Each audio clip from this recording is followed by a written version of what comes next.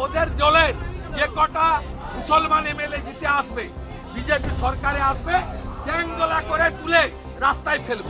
সে যদি আমাকে তুলে ফেলতে পারে, আমিও তাকে ঠুসো দিতে পারি। আজ বলে গেলাম, হিন্দু বিরোধী এই সরকার, একে তাড়াবো। শুধু সনাতনী হিন্দু হিন্দু করে কখনো বলছে মুসলিমদের ভোটের দরকার নাই। উনি এত দাম্ভিকতা কিসের ওনার? আমি এখনই একা হাঁটতে হাঁটতে যাবো, সাহস থাকলে ছুঁয়ে দেখ। ঠুসো দেওয়ার কথা শুনেই তো ভয় পেয়ে গেছে। সিকিউরিটি বাড়ানোর জন্য ভেতরে সিআইএফ ফোর্স অ্যালাউ করার জন্য চিঠি দিচ্ছে। ইনসাইড দ্য প্রিমিসেস একটা যদি কেশাগ্র স্পর্শ করে, রেসপন্সিবিলিটি গোজ টু বিমান ব্যানার্জি এন্ড মমতা।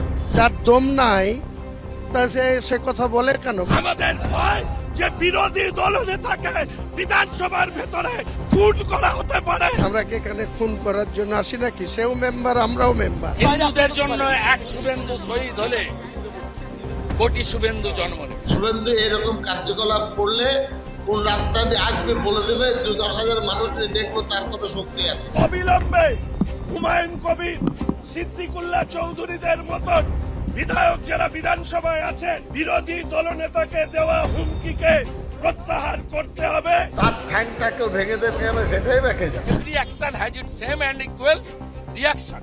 এটা আমার কথা নয়, নিউটনের কথা। গোটা মুসলিম কমিউনিটিকে অ্যাটাক করার অধিকার কোন সাংবিধানিক ভাবে ওকে কেউ একা দেয়নি। দয়া করে প্রত্যেকদিন ভেউ ভেউ করা বন্ধ করুন।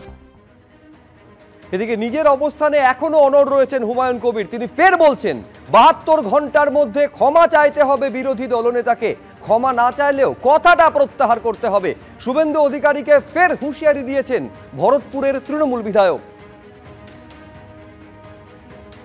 কে তো হাউস শেষ হয়ে যাচ্ছে, আবার নেক্সট 17 তারিখ থেকে হাউস হবে। আবার 17 তারিখে আসবো। 72 ঘন্টার সময় বেঁধে দিচ্ছি। তার মধ্যে যদি উনি ওনার ভুল আগেই বলেছি, ক্ষমা না চাইলেও কথাটা প্রত্যাহার করতে হবে। যদি প্রত্যাহার করে নিয়ে যায় সমস্যার সমাধান।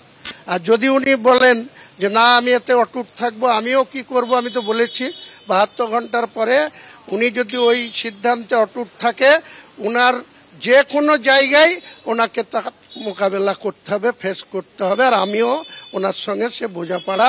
গোটা মুসলিম কমিউনিটিকে অ্যাটাক করার অধিকার কোনো সাংবিধানিকভাবে ওকে কেউ একা দেয়নি। এদিকে শুভেন্দু অধিকারীকে আক্রমণ করেছেন, কটাক্ষ করেছেন আরও এক তৃণমূল কংগ্রেসের বিধায়ক। তিনি বলছেন যে ভয় পেলে মানুষ ঠাকুরের নাম করে।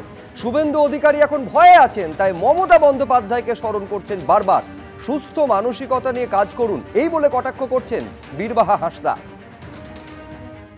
শুভেন্দুবাবু যেটা নিয়ে আজকে রাজনীতি করার চেষ্টা করছে, উনি আসলে বলে না ভয় পেলে, যখন কোনো মানুষ ভয় পেয়ে যায় তখনই ঠাকুরের নাম জপ করেন। উনি এত ভয়ে আছেন, পলিটিক্স করার জায়গা নেই, যার জন্য সকাল থেকে সন্ধ্যা উনি মমতা বন্দ্যোপাধ্যায় মানে নাম করতে থাকেন। এটা আমাদের জন্য খুব ভালো কথা, কারণ নোংরা মানসিকতার একটা পরিচয় উনি বারবার দেন। উনি সবসময় কোনো না কোনো জিনিসে উনি রং লাগানোর চেষ্টা করেন, বিভিন্ন জাতির মধ্যে লড়াই লাগানোর চেষ্টা করেন।